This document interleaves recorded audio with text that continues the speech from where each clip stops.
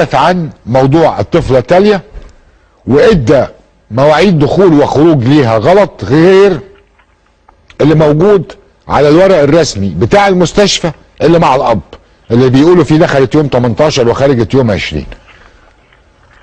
رايكم ايه في الحدوته دي يا دكتور حسام؟ ما هو انا بعد ما كلمت حضرتك انا كلمت والد الفقيده تاليا. ايوه. واتفقنا ان هو النهارده هيجيب لي الورق في الوزاره، والحقيقه هو فعلا جابه لي. تمام يا فندم.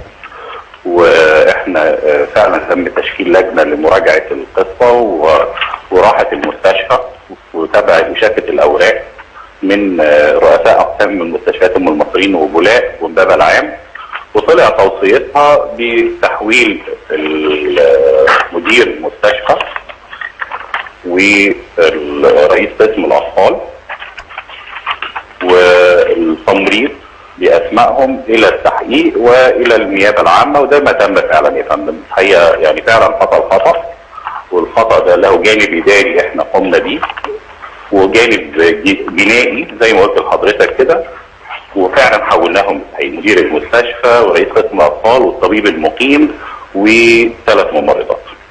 دكتور حسام انا بشكركم، زي ما انا بنتقد في حاجات كتير قوي، انا بشكركم انكم بتتحركوا على خطأ زي ده، وانك انت بتقول لي في تحقيق.